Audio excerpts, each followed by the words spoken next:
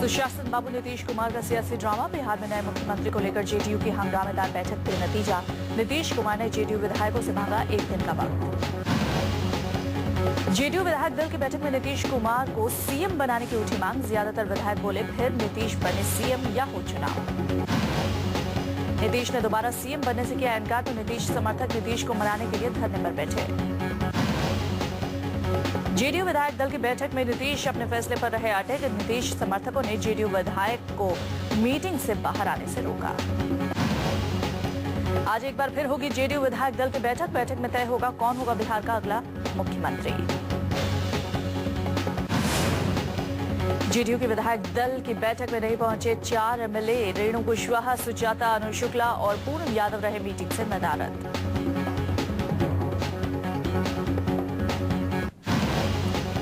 बैठक से पहले शरद यादव ने कहा था नीतीश अब नहीं होंगे सीएम। शरद की पहली पसंद विजेंद्र यादव। रेस में नीतीश के करीबी विजय चौधरी भी शामिल।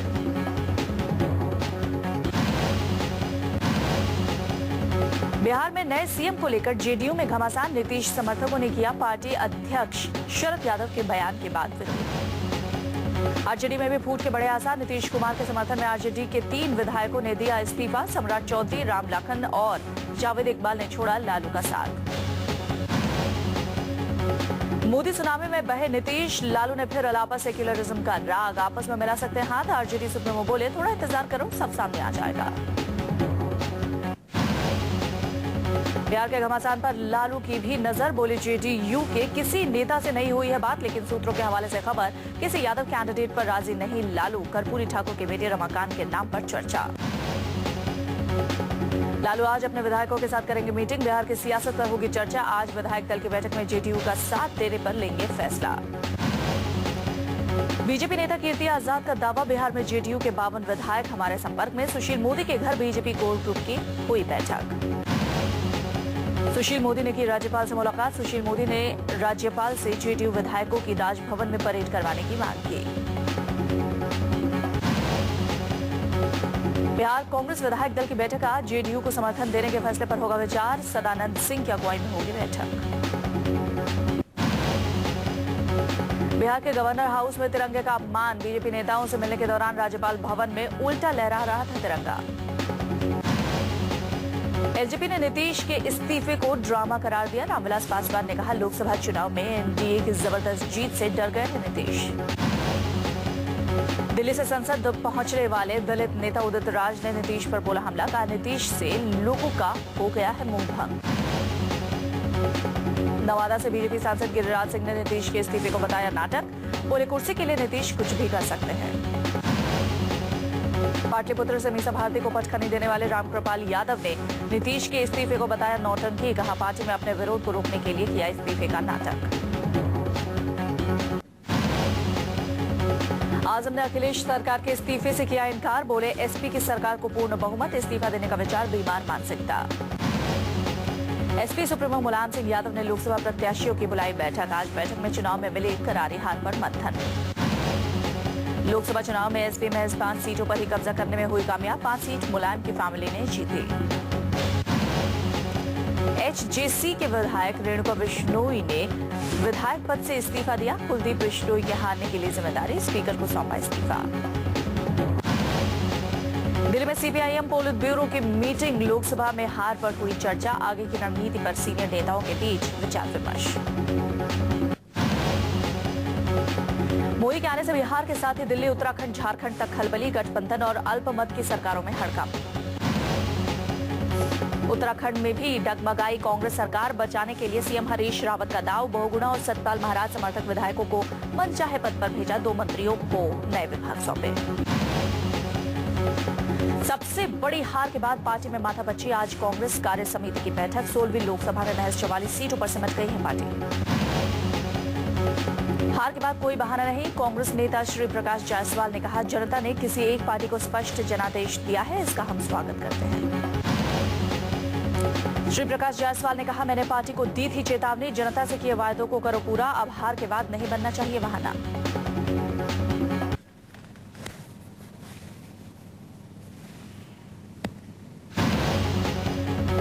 आम आदमी पार्टी की तरफ से किया गया ट्वीट, दिल्ली में फिर से नहीं बनाएगी सरकार, दोबारा चुनाव के पक्ष में पार्टी। दिल्ली में हुई आप पीएससी की बैठक, आशुतोष, संजय सिंह और योगेंद्र यादव की मौजूदगी में हुई थी सरकार बनाने पर चर्चा। कांग्रेस ने भी कहा फिर नहीं देंगे समर्थन। दिल्ली बीजेपी ने आपको समर्थन देने से किया इनकार। हर्षवर्धन बोले कांग्रेस की मदद से आप बना सकती है सरकार।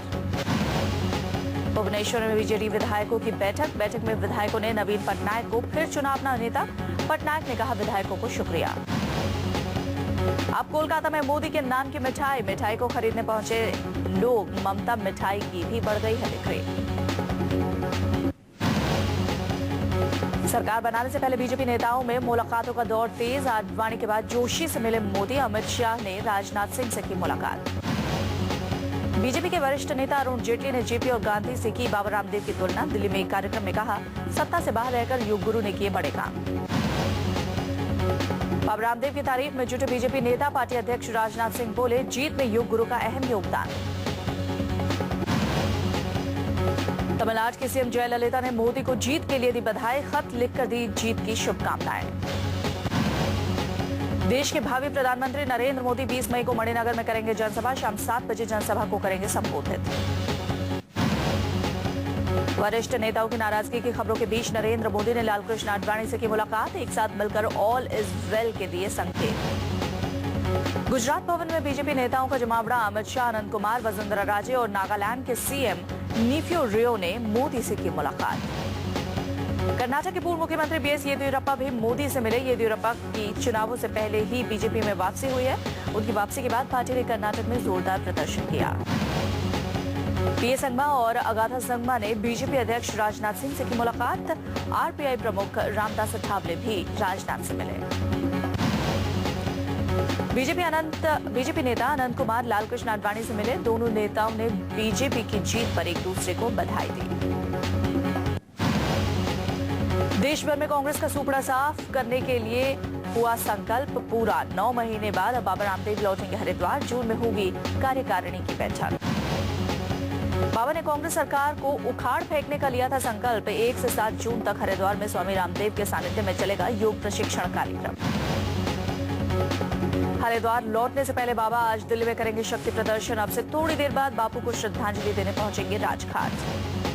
श्रद्धांजलि देने के बाद बाबा के साथ सैकड़ों मोटरसाइकिल और कारों का होगा काफिला। कई जगहों पर अनुयायी रामदेव का करेंगे स्वागत। राजघाट, गाजियाबाद, मोदी नगर, मेरठ के रास्ते रामदेव पहुंचेंगे हरिद्वार। 12 बजे बाबा का काफिला होगा उत्तराखंड बॉर्डर के पास। तकरीबन 4 बजे होंगे हरिद्वार में। भावी प्रधानमंत्री नरेंद्र मोदी ने तेलंगाना राष्ट्र समिति के अध्यक्ष चंद्रशेखर राव को दी जीत की बधाई। पीएम के शपथ ग्रहण समारोह में हिस्सा लेने के लिए भी बुलाया। नरेंद्र मोदी ने गंगा आरती के बाद वाराणसी को बताया था सफाई की जरूरत। बीजेपी कार्यकर्ताओं ने काशी में चलाया सफाई अभियान। बीजेपी कार्यकर्ताओं ने वाराणसी की गलियों में शुरू की सफाई अभियान। कूड़ा गाड़ी ले जाकर हाथों से उठाया कचरा। वाराणसी में बीजेपी कार्यकर्ताओं ने बनारस के लोगों से की अपील, वाराणसी को स्वच्छ रखने में जनता करे मदद। लोकसभा चुनाव में करारी हार के बाद कांग्रेस ने पहली बार कबूली मोदी लहर की बात। न्यूज 24 के editor in chief Anuradha Prasad से बोले कमलनाथ, राहुल को पहले सक्रिय होना चाहिए था। अहमदाबाद में 21 मई को गुजरात बीजेपी विधायक दल की बैठक में होगा गुजरात के नए सीएम का ऐलान। 21 मई को नरेंद्र मोदी गुजरात के मुख्यमंत्री पद से दे सकते हैं इस्तीफा। मोदी को गुजरात के विधायक देंगे फेयरवेल। नरेंद्र मोदी के प्रधानमंत्री बनने के बाद उनकी करीबी आनंदीबेन पटेल गुजरात की अगली मुख्यमंत्री हो सकती है। आनंदीबेन पटेल का नाम सीएम की रेस में सबसे आगे। आनंदीबेन पटेल को नरेंद्र मोदी की भरोसेमंद और करीबी नेताओं में गिना जाता है। वो गुजरात के मौजूदा शहरी विकास और राजस्व मंत्री। आनंदीबेन 1998 से गुजरात विधानसभा के सदस्य है। आनंदी लगातार 4 बार चुनाव जीतने वाली गुजरात की इकलौती महिला विधायक।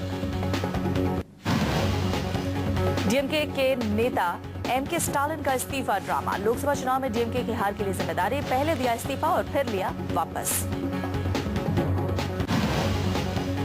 लोकसभा चुनाव में पार्टी की हार के बाद एमएनएस प्रमुख राज ठाकरे ने शिवसेना प्रमुख उद्धव ठाकरे के लिए भेजा गुलदस्ता। लोकसभा की 48 सीटों में शिवसेना को 18 सीटें मिली। शिवसेना ने 20 सीटों पर लड़ा था चुनाव, लेकिन एमएनएस चुनाव में अपना खाता भी नहीं खोल सके। चुनाव आयोग ने लोकसभा चुनाव में चुने गए सांसदों की लिस्ट राष्ट्रपति प्रणब मुखर्जी को सौंपी। हर तीसरे नए सांसद का criminal background. National election watch ने 543 में से 541 सदस्यों के शपथ पत्र का किया विश्लेषण। 186 सांसदों ने अपने शपथ पत्र में आपराधिक मामलों का किया खुलासा। लखनऊ में राजनाथ सिंह के घर के बाहर होमगार्ड के जवानों ने जमकर लगाए ठुमके। बीजेपी अध्यक्ष की जीत के जश्न में भूले वर्दी की मर्यादा। यूपी के होमगार्ड्स को मोदी से बड़ी उम्मीद। नौकरी पक्की होने का जताया भरोसा। मोदी को भी दी पीएम बनने की बधाई। वाराणसी में चुनाव खत्म होने के बाद भी चल रही है मोदी की लहर। गंगा में नाव चलाने वालों ने की गंगा की पूजा। वाराणसी से मोदी की जीत से गदगद हुए नाविक गाजी बाजी के साथ मां गंगा को चढ़ाई माला।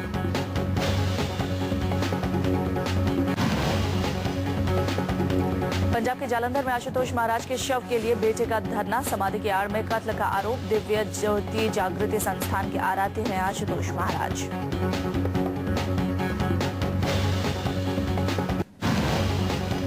सहारा मामले में आज सुप्रीम कोर्ट में नई बेंच करेगी सुनवाई। जस्टिस टीएस ठाकुर और एसके सीकरी की बेंच करेगी सुनवाई। सुब्रत राय पर निवेशकों का 20,000 करोड़ का नहीं लौटाने का आरोप।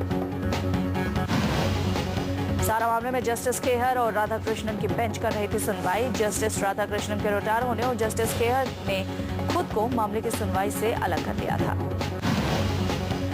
चीफ जस्टिस आरएम लोढ़ा ने गठित के आदेश पर गठित हुई नई बेंच आज से सहारा मामले की करेगी सुनवाई। 4 मार्च से जेल में बंद है सुब्रत राय। सुप्रीम कोर्ट में आसाराम की जमानत याचिका पर सुनवाई। यौन शोषण का आरोप। आश्रम में रहने वाली लड़की ने लगाए हैं आरोप। यौन शोषण के आरोप में जोधपुर में जेल में बंद है आसाराम। सेशन कोर्ट से लेकर हाई कोर्ट में हो जमानती याचिका खारिज हो चुकी है। 31 अगस्त से जेल में बंद। देश का विदेशी मुद्रा भंडार 9 मई को समाप्त सप्ताह में 1.97 अरब डॉलर से बढ़कर 313.83 अरब डॉलर पर पहुंच गया है। इससे पिछले सप्ताह विदेशी मुद्रा भंडार 1.94 अरब डॉलर की बढ़ोतरी के साथ 311.86 अरब डॉलर रहा था। वॉक्सवैगन भारत में 10 करोड़ यूरो निवेश करेगी। वॉक्सवैगन समूह जर्मनी की कंपनी है। वॉक्सवैगन इंडिया के अध्यक्ष महेश कुदुमुदी ने ये जानकारी दी। एफआईआई ने भारतीय प्रतिभूति बाजार में 1 लाख करोड़ रुपए से अधिक का निवेश किया है। पूंजी बाजार नियामक सेबी से ताजा आंकड़ों के अनुसार एफआईआई ने भारतीय इक्विटी बाजार में शुद्ध रूप से 88,772 करोड़ रुपए निवेश किए। मोदी की जीत की लहर में मोदी नाम वाली छोटी कंपनियों के शेयरों में गिरावट। मोदी सिन मेटल्स, मोदी रबड़ और मोदी पॉन के शेयर गिरे। नई फॉरेन ट्रेड पॉलिसी बजट पेश किए जाने के बाद लाई जा सकती है। सूत्रों के मुताबिक नई सरकार नई विदेश व्यापार नीति की घोषणा बजट के बाद करेगी।